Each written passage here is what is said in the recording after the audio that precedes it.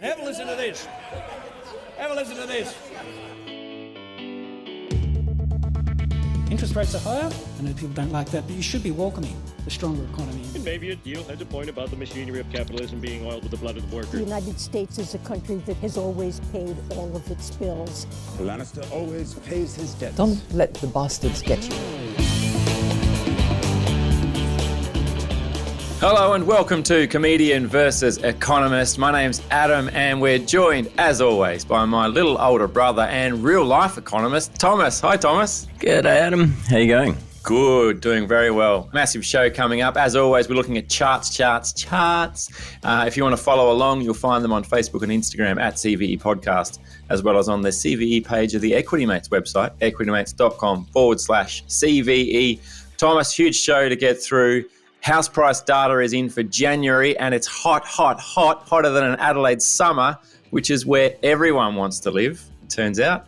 A lot of talk about what's in store for the economy, soft landing, hard landing, but things are going so well, some people are suggesting moon landing.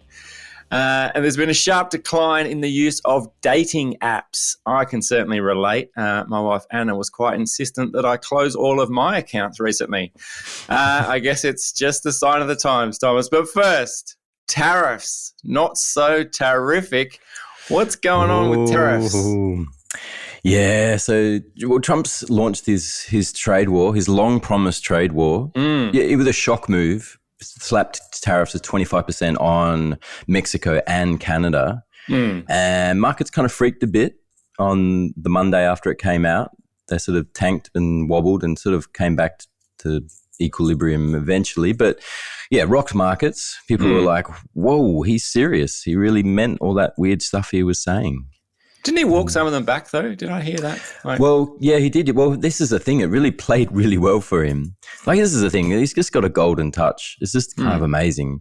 Yeah, so he slapped this tariffs on Mexico and Canada and said, unless we get more help from you on the border and on the fentanyl imports, this drug that's killing heaps of Americans, then we're going to keep slapping tariffs on you. And Canada went well, screw you, buddy, and slapped some more tariffs on American goods. But Mexico rolled over and went, okay, all right, we'll send 10,000 troops to the border and we'll do something about fentanyl. But that was the thing. It's vague something, immigration something, fentanyl. We've made a note. Here it is. Yeah.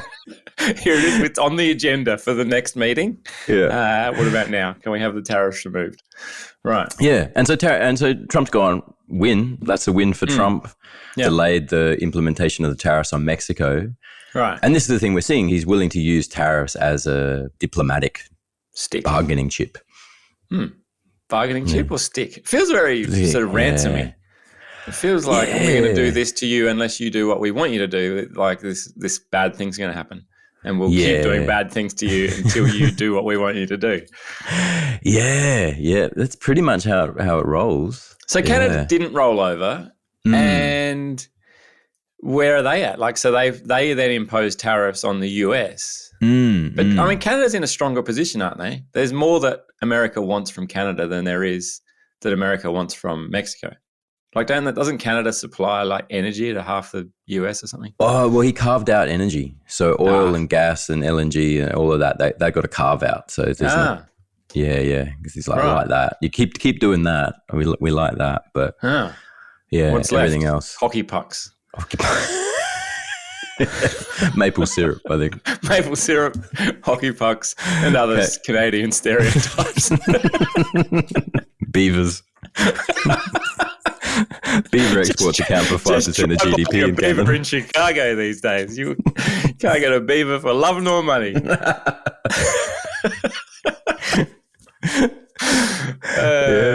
Right. So that's Canada and Mexico. The other thing about it is aimed. He slapped 10% on China on certain things, and that was sort of expected. Yeah. But the thing about attacking Mexico is by attacking Mexico, you're attacking China because since 2018, when Trump introduced the first round of tariffs, China set up a whole bunch of factories and things in Mexico, and so then would export stuff from China to Mexico, put a little lick of paint on it or something, and then export it across the border into America. So they're using using Mexico as they call connector countries. I've got a chart here at cvpodcast@myspace.com. That's the one. That's the one, isn't it? Yeah, they're called connector countries. And so exports to connector countries like Mexico and Hungary, apparently. Hungary became one of their favored connector countries. Right. So they're sort of circumventing tariffs by going through these countries. And so by attacking Mexico is sort of Trump attacking China, because it's not so much about Mexican industry competing with American industry. It's about China using Mexico to compete with American industry. Right. So even though China might be ordering things, like used to just order things direct from the United States, and now they have to go through. This is like when there used to be services where you could order things from the US and have like a US postal address. Yeah, right. Just picturing I'd like some rockets and bombs, please. Just deliver to Wan Jingping, 32 Corona Street, Mexico City. Yeah. Well, Japan did this back in the 60s and 70s when they were trying to compete with America, like before they became an industrial powerhouse, and they were just like creating cheap knockoffs of stuff, as is the common economic development model. But they created a town called USA, which was spelled USA. And so everything that came out from this factory was made in USA. Was like That's genius. Genius, right? Yeah. Japan, they're onto it. Yeah, right. And what about Australia? Like Australia, I've noticed there's been not a lot of information about tariffs and things. We're keeping our head down. We're definitely keeping our head down. Yeah, I think so. Yeah, I mean, it shouldn't even if they came after us directly. The sense is it's not going to. Even if they come after us directly, it's not going to matter too much, because our exports to America account for 0.8% of Australia's exports. So tiny amount. Right. Yeah. Yeah, that's sorry, 0.8% of GDP. So pretty small. Right.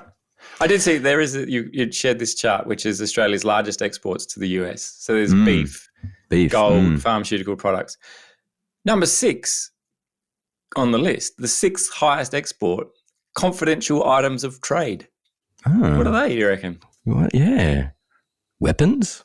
I don't know. Yeah. Confidential. Golf clubs?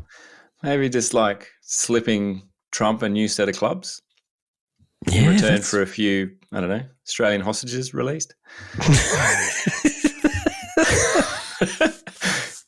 We know about the hostages, or aspiring film stars, as we call them. You gotta let us have them back. Yeah, but Mel Gibson, you guys can keep Mel Gibson. You keep him. Yeah, no, he's done. All right, Thomas, house price data out for January, and Melbourne dipped by 1.9%. Adelaide rose by 1.9%. Did 1.9% of Melburnians just move to Adelaide? No. It's another novel interpretation of charts we can add to the list. And as you said in the intro, it's hot, but it's not, because it's falling. We had national median fell in the month of January about 0.2%. It's hot data, Tom. It's hot. It's fresh. It's baked fresh. Right. So it's a hot take. Hot take. Yep. Okay. Sizzling. All right. Yep. Fresh from the grill. Yeah, we can add novel interpretations of common economic terms to the list of things that we do here at CVE. I'm just trying to keep it interesting. Keep it real for the kids, Thomas. The kids, they know what hot means. You might not. Yeah. Your stodgy old economic terminology, no one's interested. Yeah. You want hot takes. Sure. Okay, so house price data in January was totally lit. Fell 0.2%. It's Slade. At negative 0.2%. So we're racking up a few falls in a row now for the national median over the last 3 months, down 0.5%. So pretty small, sort of like bumping on, but can't deny that it's falling. Melbourne's down almost 2% over the past 3 months. Sydney's now down 1.3%. So falls are starting to accelerate in Sydney, but Brisbane, Adelaide, Perth still booming along. Adelaide, I feel like this is This is like small poppy syndrome. Finally, like Adelaide's doing well, and the story, the angle you're taking is, it's doom and gloom. Sydney and Melbourne are down. Like, you've got 3 other cities in Australia that are smashing it, and just everything's going well, and yet you're saying, it's a negative story because Sydney and Melbourne are down. Yeah, well, it's not me saying that. That's literally the national median is down 0.2%. Where am I hearing it from, Thomas? Where am I hearing it? You. It's just what negative means in this context. It means less than 0. No, but, I tried to say it was hot data, which I know was talking about the freshness of the data. And you said, no, it's not hot, everything's down. And then the national median's down. Oh, that's just being dragged down by 2 big cities that are fallen off a bit. Yeah, I think the good news story here is there's a bunch of some of the most livable places in the world that are doing well. Yeah. I mean, Adelaide's up 13.1% over the year. That's a thumping number. Adelaide's had a great run. I mean, again, no surprise. Yeah, we talk about it like it's a good story. It's only good if you own houses. If you want to buy a house, this is a bad news story. Yeah, that's true. For people in Adelaide. So, you just see this in the media, like it's a good result. House prices are up 1%. And it's like, well, good for who? Yeah. But so that's what's going on in the housing market. It's a good news story in Sydney and Melbourne because house prices are down, which means they're slightly more affordable than they were. Yeah, Arguably, they're still completely out of reach, but still. Yeah. Melbourne has the highest percentage of first-home buyers getting into the market of all the capitals right now. Yeah, right. Well, that is a good news story. Yeah. Of a kind. And home loans. So we heard about the fixed rate cliff. Everyone talked about that for a while. That was gonna be a big cliff. And looking at this chart here, it certainly looks like a cliff. Yeah. Well, yes. So the fixed rate cliff was this idea that everyone fixed their rates when they were super cheap during COVID at super cheap rates, and then rates went up really quickly, and then as people had to roll over from fixed rates to variable rates or new fixed rates at the existing fixed rate, that was going to lead to a big jump in their mortgage repayments, and people weren't going to be able to handle it, and they were going to go bust. And that was the narrative that was doing the rounds for a few years there. But just didn't happen in the end. This hasn't been a drama. So this is what this chart here shows, is that fixed rate housing loans as a percent of housing credit, of total housing credit, back to normal levels. Also, fallen right off. Right. But mortgage cliff just didn't create any dramas. You look at the arrears data. Arrears data is back where it was pre-COVID. So it's lifted. So it dropped right down during the low interest rate period that followed COVID. And then has lifted from there, but we're only back to where the arrears rate was back before COVID. So there's no stress in the housing market that you can see right now. Right. Which means that big falls are pretty unlikely until those stress indicators start to pick up. Oh, and you reckon, so will the RBA take that into account when they're talking about interest rate cuts and whatever? Yeah. I mean, to the extent that they could probably say, like, if they wanted to hike, they could go like, well, we can probably hike a bit more without busting the housing market. Right. Yeah, okay. Yeah. One of the takeaways I took from the chart, which again may be my nuanced interpretation, does it mean we're optimistic about interest rate cuts if, like, no one's fixing now, right? Which if you're not fixing now, then your mindset must be that interest rates are going to go down. The next move is going to be down. So because otherwise, if you were thinking the next move is going to be up and we're going to keep seeing interest rate rises, then you might be inclined to fix. Yeah. Is that fair? Yeah. I think that's you can probably read that from the charts. Yeah. I think the general perception is that rates are going to go lower and quite a bit lower. Right. We just don't know when. Yeah. 2026 is my prediction. God, yes. Follow us for more novel and patently wrong economic insights. Hey, it's not wrong. It is not wrong until it's wrong. Right now, it's still just a valid prediction along with every other economist in the country. Yeah. All right, why don't we take a break here, grab a word from this week's sponsor. Why don't you take this opportunity to leave us a review wherever you're listening to this podcast? That would really help us out a lot. Better still, tell a friend. Tell someone who might enjoy CVE that you're enjoying CVE, assuming you are and you're not planning to stop right now. Don't do that. We'll see you after the break.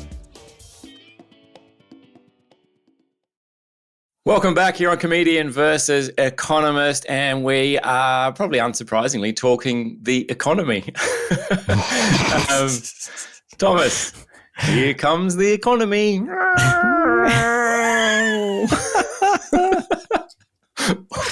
What kind of landing are we in for?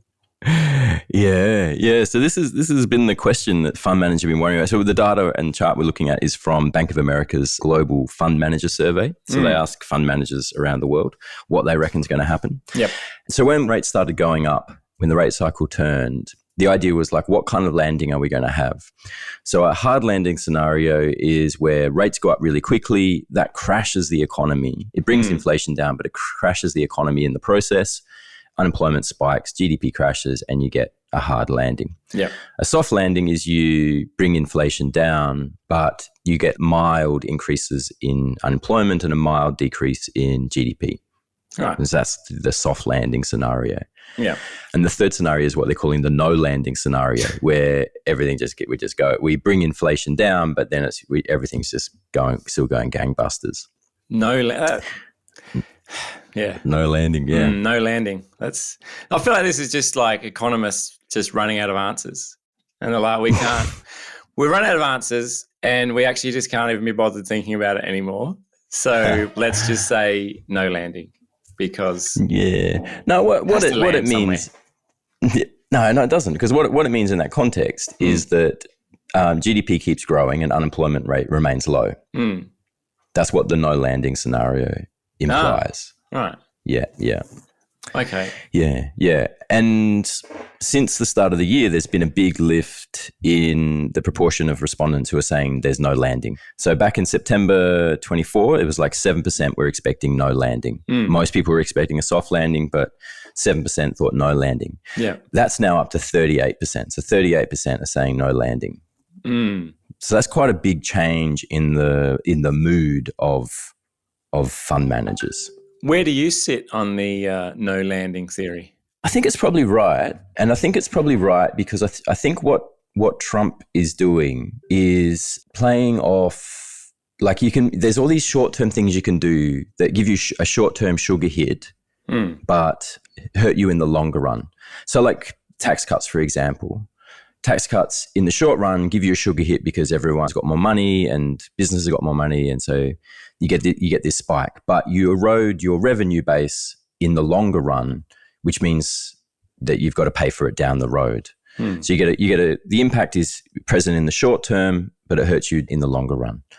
And I think a lot of what Trump's policies are about are these short-term economic hits and like pressuring the Fed. So that one of the things that when the Fed refused to cut last month, Trump's come out and gone, hey, that's outrageous. You guys should have cut. I'm really angry about that. So that broke probably 20, 30 years of a consensus approach to monetary policy where political leaders were very careful not to be seen to be influencing monetary policy. Right.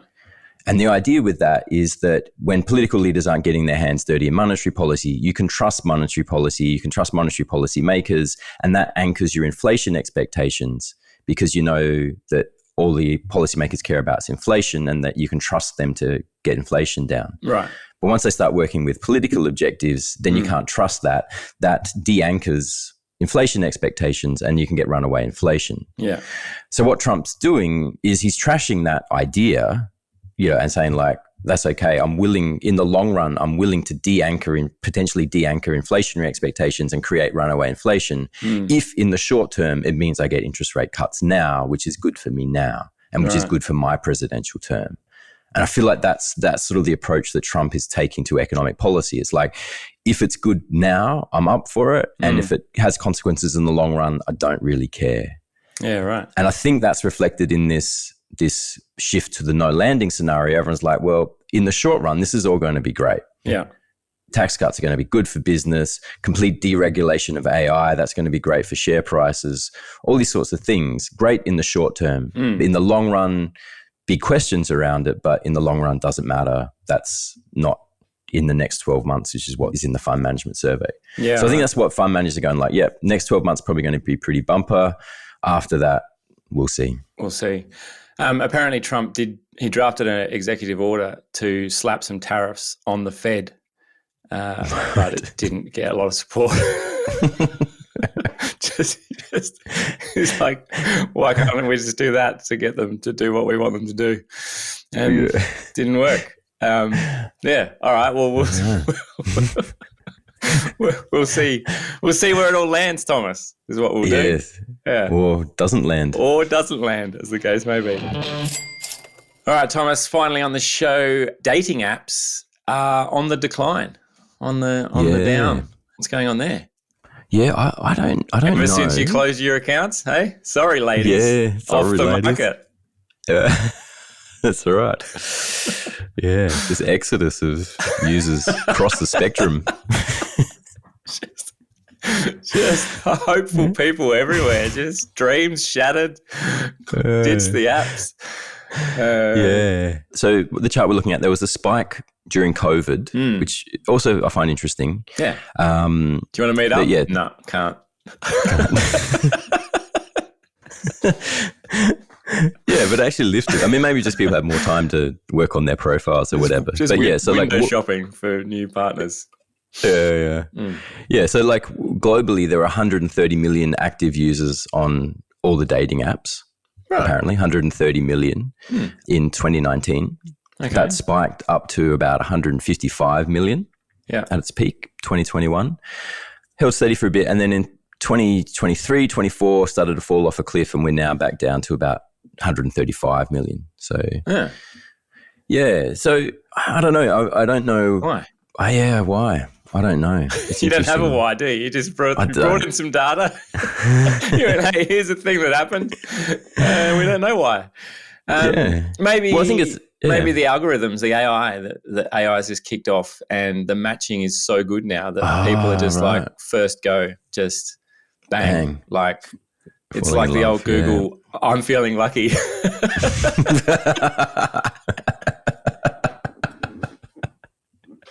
Just first search result. Just one result. Just going into it. I don't know. Maybe. I never used them. I kind of missed that generation. Not us, is it? No. But I guess that could happen if AI is so good that it's doing itself out of a job. But I doubt it. I think that's unlikely. I think the more likely scenario is, I did a quick bit of research. Apparently, people are saying there's too many profiles to sift through and a lot of negative experiences like harassment, things like that.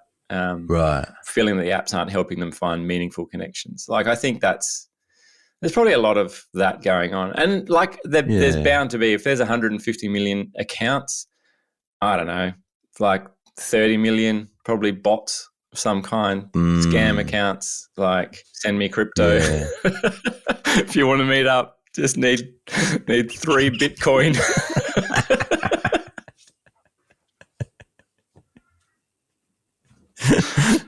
Love Elon. Yeah. But all of these things would have been factors of the dating market pre-COVID. Yeah. Which is why, like, you see this pattern in a lot of data where there's a spike post-COVID and then a correction. Yeah. I just don't understand why that's in dating apps. No. I don't know. Maybe it's fragmented market. Like, there's a lot of them now, I think, kind of like Tinder was the main one. Now there's heaps of them. God, I feel so unqualified to talk about any of this. But I guess maybe a related topic. You had another chart here about champagne consumption being well down. I mean, there's an idea in economics. Perhaps. So as people are not meeting up for dates, less champagne being consumed. Well, again, interesting. Correlation isn't always causation, but sometimes it is. Right. Yeah, there's a bit of a spike in 2022 with champagne shipments up to like 320 million bottles. But then that's fallen right off in 2024 down to 270 million, which is one of the lowest in like a decade or so. Yeah, so big drop off in champagne. I mean, 2024 was a tough year for all luxury goods. So to the extent that champagne's a luxury item, maybe that explains it. People just got less to celebrate and less discretionary income. Well, we talked last year too about the sharp drop-off in premium, like ultra-premium whiskey sales. So if it is a luxury beverage, then that might explain it. Yeah. My view is that for a long, long, long time, champagne as a beverage has been completely overrated. Like to me, I've never been able to wrap my head around the attraction. It's just fizzy wine. It's like wine for kids, but it's sold to adults as some sort of premium offering. Like fancy adults I get saying, "Look at me, I'm I get a fizzy kids bit wine." high off champagne relative to wine. I think maybe it's the sugar content or something, but I get a bit more. I get more of a buzz out of champagne than I do out of wine. But then I have more of a crash. I need a nap after I have a couple of glasses. Yeah, I guess if that's your goal. I mean, have you tried cocaine? It's amazing. Well, cocaine shipments are also well down on 2023 levels. I think it's just a tough time in the finance industry. I think that's what that tells you. All right, before we reach the point of recommending Not cocaine financial to advice. anyone, why don't we stop there? Not any sort of advice.